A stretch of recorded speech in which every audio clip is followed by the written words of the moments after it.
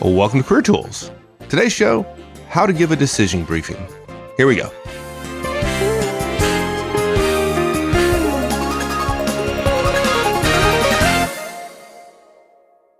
So we need a decision from our boss, and we can't get one. I don't know. Have you ever been in that situation before?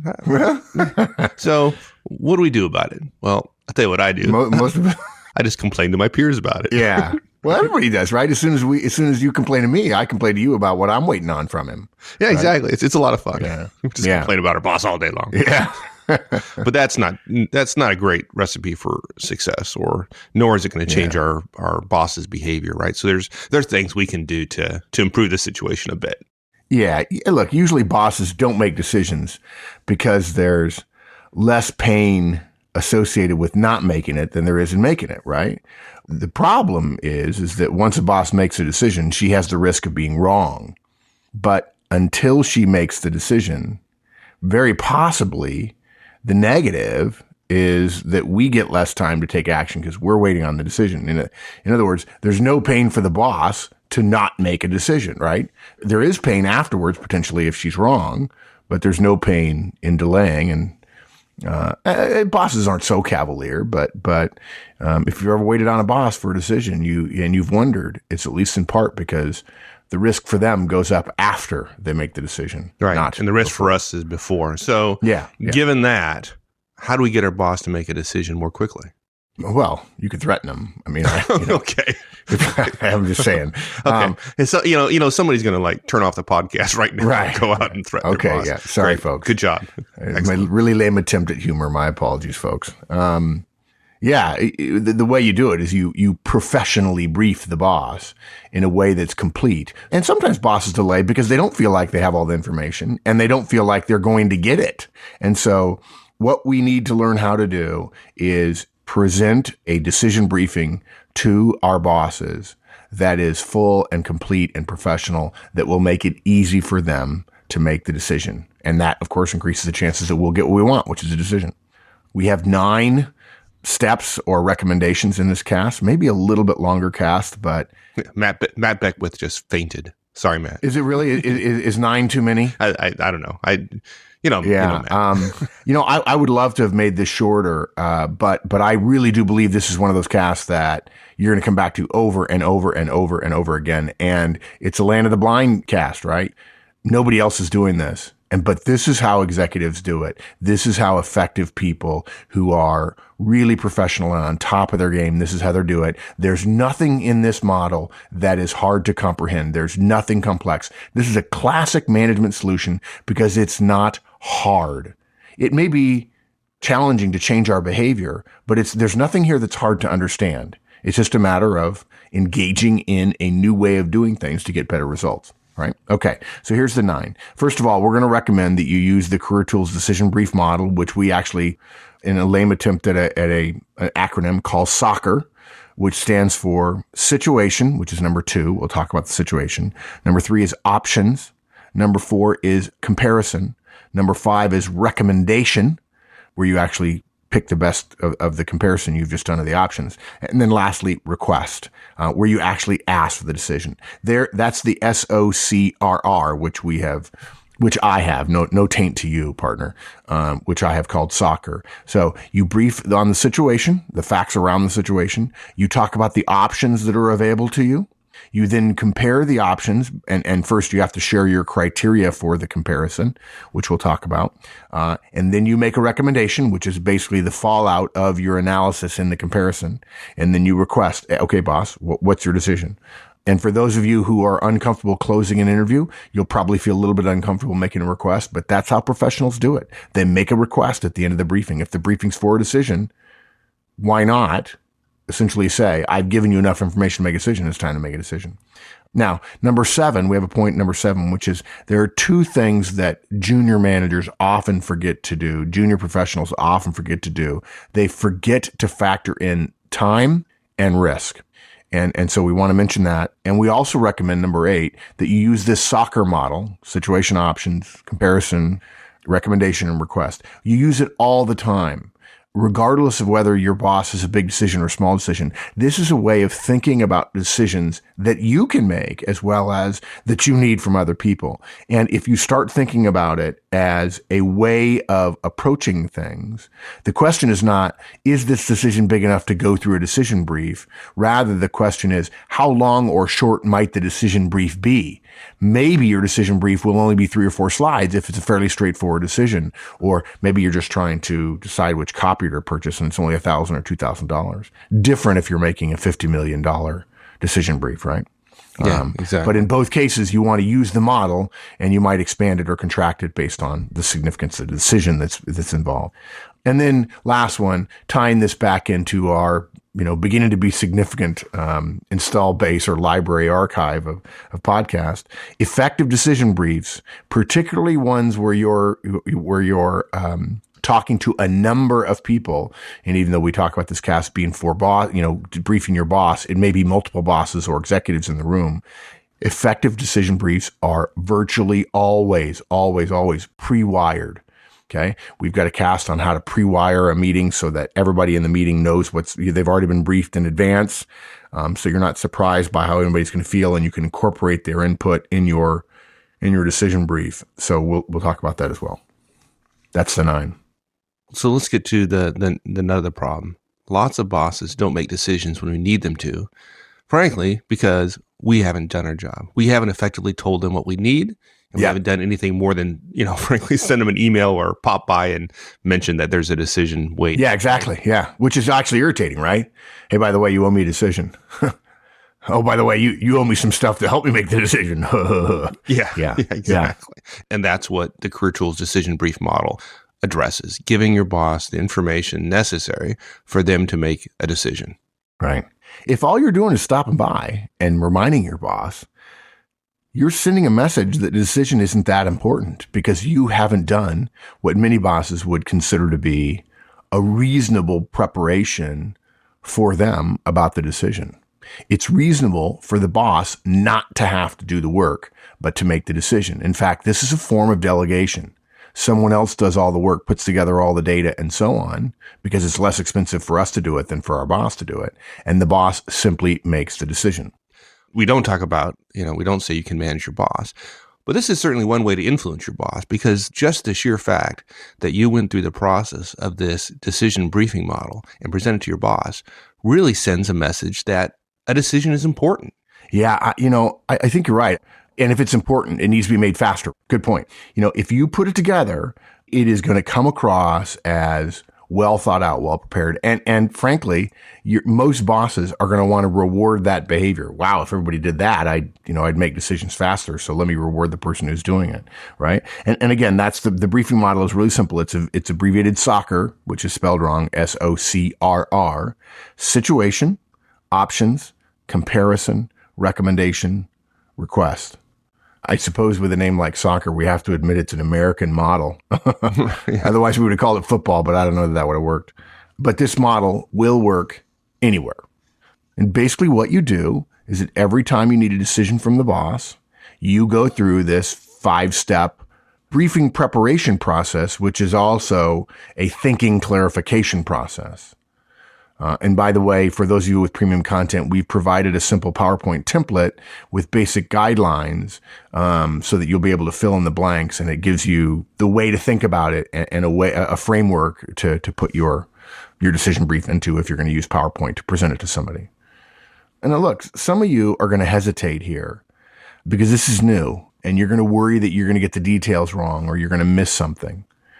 For many of us, putting together a briefing makes more obvious, frankly, any hole in our knowledge, any lack of solidness in our thinking, or any kind of missed assumption. And we understand that, right?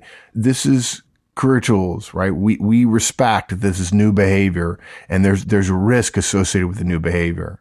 The problem with that, though, is that most of us are unaware of the risks associated with the ineffective behaviors we've already become comfortable with, right? If you're listening, you're probably aware that you have behaviors that are ineffective. Certainly Mike and I are talking, and we're aware, or at least I'm certainly aware of all the many ineffective behaviors I have. I hear about them every week. Yeah, I'm aware of them as well. Yeah, you're aware of mine. Yeah, good. I walked right into that one. Don't say right? I'm not aware. Yeah. Yeah, look, just because you haven't been using this format up until now, don't assume there haven't been negative repercussions about the decisions that you've expected your boss to take. Oh, yeah. There have been, for sure. Right. Yeah, right. Your boss has delayed many times because you haven't done this work for her. Right. And you basically not done the work that makes one of the decisions that she has to make easier. And look, additionally, we also know there are presentation risks associated with being a little bit more formal here, right? Keep in mind, though, there's really two parts to this. We're not going to have a two-part cast where we talk about the thinking process versus the presentation process. The presentation process basically clarifies the way you should be thinking, but there certainly is a presentation risk because you get more formal, right? It becomes more obvious, right? You have to do a little bit more work. Otherwise, some of the holes you have in your thinking won't be visible, or they will be visible if you don't do good work. The presentation risks, though, that you take in dotting your I's and crossing your T's and going through the soccer model are far smaller than the decision risks and the action risks, that the action that comes after the decision. And quite frankly, the reputational risks of not doing this simple preparation and delivery, because your boss knows that he's on the hook for the decision, but your boss also remembers who was the one that wanted the decision. And the person who wants the decision is professionally, generally speaking, obligated to do some legwork to make the decision clear, to separate, to decide is to cut in two, right? It's which one should I choose? And to say, you have to make a decision, but oh, by the way, I'm going to leave it a cloud of messiness is like saying, I want you to do my job. And oh, by the way, I don't care if you fail or succeed. Yeah. And the first time you do it, you're not going to get it perfectly right. You're going to make some mistakes, right? But you're going to get major credit for knowing what to do and how to do it. And, your boss is going to forgive you for your small mistakes when you step up your game like this.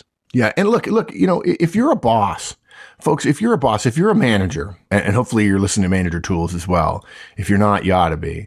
And it is free. But if you're a boss, folks, you got to use this cast to talk to your directs. This is something you can teach your directs. It's not just for you. I mean, this is Career Tools, so we're talking about you and your career.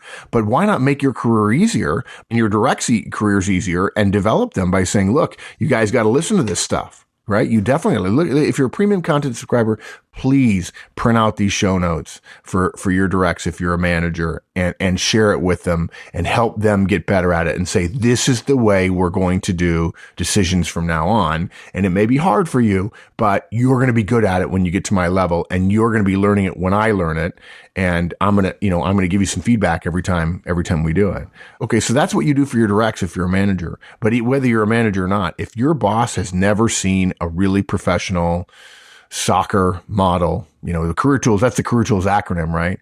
But if they've never seen situation, option, comparison, recommendation, request done crisply, frankly, you'll probably hear about him using that model to brief his boss. And that is a self-licking ice cream cone. Yeah. There's a win. Yeah, exactly. Yeah. So look, to be clear, you're going to need to prepare this briefing. All right. So we're going to walk you through the briefing now, the thinking behind the briefing, and also the briefing itself, and what might happen in the briefing as well, whether you're briefing one or many. And then you're going to have to schedule time to brief your boss once you do. And this cast is about preparing it, what the components are, how to think about each part, and then how to present it. And by the way, you'll hear us use a lot of when you brief to them. We're going to talk about briefing to a large group of executives. In my head, when Mike and I were working on the cast, I said, we're going to talk about a bunch of executives, because if you can do it for a bunch of executives, then you can easily do it for your boss. And the process and the thinking concepts behind it are the same. Good. Okay, so now let's get to soccer, and the first one in soccer is situation. But are we missing something there? Yeah, you got to do an introduction, right? Yeah, you got to do an introduction. Yeah. If you're ever briefing an executive group and, you've done it before and now you're doing it with this, you'll feel a lot more confident. There'll be more risk on the front end in terms of getting your stuff together, but you're going to be a lot more confident walking in there. But basically, anytime you do that, you're going to start with some brief introduction, which basically we can call purpose, right? But we didn't want to call this thing. Well, introduction is better because then we can call it iSoccer. iSoccer, It sounds kind of new and modern. Yeah, it's an app. It's an app. It's an app. Right. And look, for a decision briefing, for an introduction, you tell your boss or the group you're going to give a briefing to the purpose of the briefing. And you say to them, the purpose of this is to obtain a decision on whatever issue you need a decision on, right? And it's going to sound something like this. Good morning.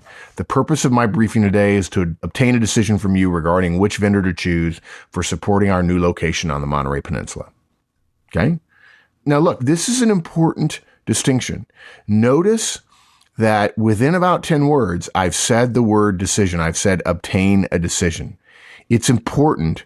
We don't recommend you say, I'm here to brief you on our location on the Monterey Peninsula and the vendors we're considering, let's say, for instance.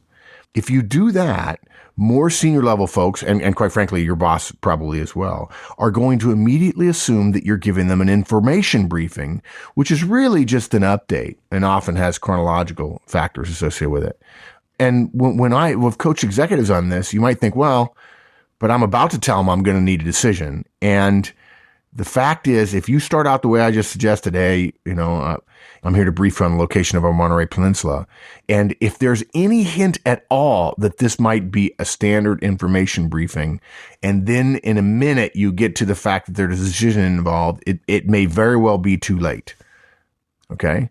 Now look, if it's just your boss you're briefing, your boss probably knows it's a decision brief. It's just going to be you and him. Okay, maybe your boss will tolerate the sloppiness. But why lose an opportunity to practice in front of your boss, who hopefully you trust a little bit more to give you feedback, and it's a little bit less risk getting feedback from your boss or coaching from your boss rather than from a group of executives you don't know?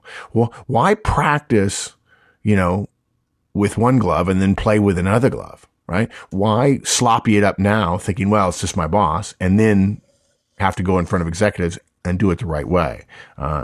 Practice the way you're going to play. Folks, you've got to say quickly, almost immediately, that the purpose of your briefing is to obtain a decision. If you don't, you're in danger of sinking into the mire of everybody else's briefings. You've sat there, you've listened to it, you've tuned out when somebody says, hey, let me give you a quick update or whatever. Basically, that's what people do a lot of. If your decision briefing is at any time mistaken for an information briefing, you won't achieve your purpose because you won't get a decision. And the reason why is because the moment you're given an information briefing, your audience is going to tune out. They'd prefer to save time by reading your slides or a one-page memo or something, anything that summarizes your points so they can move on to what they do, which is to decide things, right? If I don't have to decide, then, well, it's kind of background. Yeah. Right? If you're a manager tools listener, this is very similar to the principle of when you're delegating, asking folks to accept the delegation before going into all the details. When you make it clear to your boss that you're expecting a decision, she's tuned into the fact that, in fact, she has to make a decision, and her antenna, her ears are much more tuned to what you're saying, and you're likely to get one. Because if they don't know, and at the end you ask them for a decision, and they haven't been paying attention, go back to that whole risk thing. They're going, maybe I'm not ready, and they're going to delay. They're not going to tell you why, but they're going to delay making a decision, which defeats the whole purpose of the decision brief. And then what's worse, they're embarrassed. Yeah. When you ask somebody above you for a decision, they know that that's part of their job. And if they didn't know that that's what you're briefing them on, what they're going to do is they're probably going to throw you under the bus, right? So, you don't. Yeah, they're not going to say, well, I wasn't paying attention. Oh, I'm sorry. Yeah. I was completely rude and inappropriately not paying attention to your very important briefing. So please, would you mind giving it again and put everybody here in total pain because of my stupid error? You sound like all my bosses I've had. Yeah. And by the way, folks, we haven't talked about situation. We're just talked purpose so far, or introduction. We don't even have the letter I in our soccer acronym, right? But look, you've got to state your purpose immediately, early. If you really want to be clever, and we owe everybody a cast about this, Mike, there's an old Army rule, or I was told it was an Army rule. Maybe it was because that was my first job out of college, or out of what passed for college for us. There's an old rule. Tell them what you're going to tell them, and then tell them what you told them. And you want them to understand very quickly what is coming. What is the purpose? Tell people at the start, this is where we're headed. It's like getting in your car and driving for 5 minutes and somebody saying, where are we going? So, well, I don't know. Let's decide. Right? Well, are we further away now than we were when we started? I don't know. Right? So our recommendation in terms of A purpose statement that is combined with a basic wireframe or framework for the entire briefing would sound like this. Good morning. The purpose of my briefing today is to obtain a decision from you regarding which vendor to choose for supporting our new location on the Monterey Peninsula. I'm going to share the basic situation and facts with you, and then I'm going to lay out the options we're considering. I'll do a comparison of the options, followed by my recommendation for which option to choose, and then I'll ask for your decision. Pretty simple. Yeah. They're on the hook now. Yeah. Okay. So now, having said that, and that's a really, again, we need to do a whole cast about briefing introductions, but let's go back to the first quote unquote point in the model, which is situation. What we're going to do in this first part of the Career Tools decision briefing, the soccer model situation, is lay out the facts and basic parameters surrounding the decision. Situation is where you talk about the facts, about the situation that exists around this decision. Okay. For instance, if you were asking for a decision to fund a new retail site, we alluded to that already, right? In our example, forget about the vendors for a moment. You're funding a new retail site on the Monterey Peninsula, and the decision is between two different choices or no site at all, right? You would describe the market research, the development work, competitor locations, local construction costs, environmental impact reports, those things that go into for the final decision of, okay, where are we going to site a particular retail location? I'm sure if we were going to put an In-N-Out burger on the Monterey Peninsula, we would do full work so that it would be very close to our houses. Yeah. I'd want to be on that project. Yeah, exactly. Right. On the other hand, if you were asking to buy a new piece of manufacturing operations software, let's say, for, running the plant automation, for instance, maybe you're monitoring inventory levels, you'd include in the situation the present cost of inventory handling, right? Or the present cost of loss of inventory because of lack of handling, the time it takes to prepare reports using existing systems, the cost of maintenance of existing systems, anecdotal evidence perhaps from people on the floor, competitors' systems, competitors' numbers, analytical numbers, if we had them regarding their inventory systems and so on. Yeah. And notice, folks, that that's not a history, right? Which is a common mistake to make. Yeah. It's a common mistake, right? It comes from the idea of a narrative, right? Or making a dramatic presentation. And unfortunately, so much of what we know today about drama comes from stories, right? And stories are inherently chronological and therefore have some history associated with them. But please don't fall into the trap of giving your audience the history of how you and or your team got to where you are today, quote unquote, right? The situation is essentially where you are now, and you focus on the facts of the now rather than on how you got where you are. If you find yourself using the phrase, and then we did this, and then we did this, and so on, the a la, dude, where's my car? Yeah. Right? You've gotten into a history or a dramatic story territory.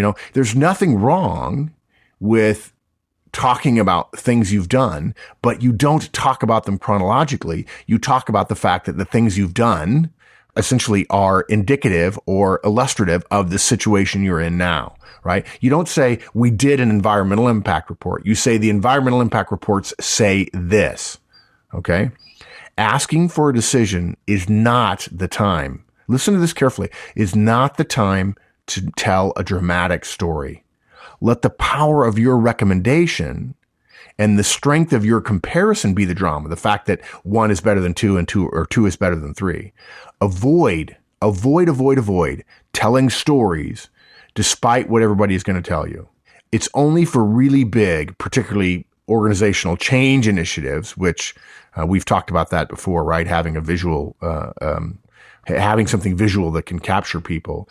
It's only for those really big or particularly unique decisions that we recommend some sort of drama. And actually, it would only be drama around a brief story or anecdote rather than giving a chronology in the beginning. If you start a decision brief after your introduction with let me give you a brief background about how we got where we're going, every executive in the room will just as soon tip his or her bed back and say, wake me up when you get to the options in the comparison, right? They just are.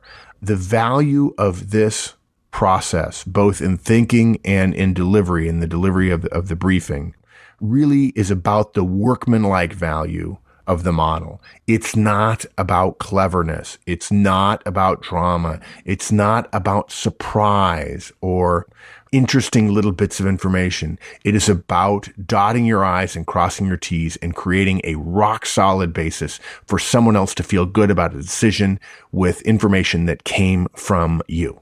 Yeah. Well, the situation piece, what if I've done a number of informational briefings, right? And this has happened many times, right? Where the decision is the culmination of a series of information briefs. So they already have heard all that information. Isn't going over that again just too much? Can't I just skip it? Yeah, right. Because projects lead to decisions, right? And so, we're doing the environmental impact study, or, hey, we got traffic people out there. We got a traffic consultancy. We picked the consultancy, and now they're giving us models and so on for, turning and so on. I mean, the book, by the way, folks, the book on the dimensions of parking, there's a college textbook for engineers called The Dimensions of Parking. It's thick, and it describes how big your parking spaces should be. And those are things that are considered in retail site discussions, right? So all this stuff has been a part of, in most cases, decisions are the culmination of projects, and projects have been briefed with chronological updates all along, with information briefs, if you will. Yeah, it feels a little bit like I'm telling them stuff that they already know. Yeah, right. They're going to be this. I got it. Move along. Right. I mean, how many? I want to see a show of hands. I love that part. I want to see a show of hands of those of you who have been in a discussion and you handed out PowerPoints in advance of your briefing, and you saw people more senior than you flipping through your PowerPoints to get to the next to last or the last page, where the number or the date or the timing or the red and green charts are. Right. Yeah, Gerald, you can put your hand down, please. Yeah, exactly. Right. Right. They're probably going to sound like, we know this, move along, get to the stuff we want you to get you to. And our guidance here is resist this suggestion to move quickly through the situation. Look, we don't know who you're going to be presenting to. So it's possible if you cross them, they're going to crucify you, right? Okay, pun intended on that one. Generally, we recommend you counter with something polite along the lines of, I'd love to in the interest of time, and unfortunately, there are a couple of situational points that the comparisons are built on, so I'm going to cover them just real quickly and get right to the options and comparisons for everyone, right? And this way, you're going to acknowledge their request. You're going to say you're going to speed up, right? You're going to do what they ask you to do. And look, we do recommend you be a little bit more brief if, in fact, than you'd planned on being, if, in fact, you hear that from your audience. But don't skip situation entirely to get to options. Not everyone who's been at every meeting heard everything you or other people have briefed, right? Even if it's just you and your boss. It helps to remind, it helps to build the foundation, and the situation is the foundation. Without the situation, the need for the decision doesn't exist, right? Different folks hear different things based on their role and their interests, right? And further, here's something else that people don't understand when they're doing a briefing. This is true of presentations more broadly as well. You've likely built your presentation on following the logic of the slides and your discussion points about what you know and what you've already said, right? So if you skip too quickly, you're going to regret something you may have left out in the situation by going too fast. And later you're going to regret it. And when you have to go back and recover it, you make the person who encouraged you to go fast look bad. And unfortunately, those kind of things make a difference, particularly in touchy decision briefs. Yeah, agreed. I've seen that 1,000 times. Yeah. They want to go fast, and then they regret it, and then you're the one holding the bag. And you're the one briefing. You're responsible for your briefing. If somebody makes a suggestion which you follow, that ain't their suggestion that's the problem. It's you following it that's the problem.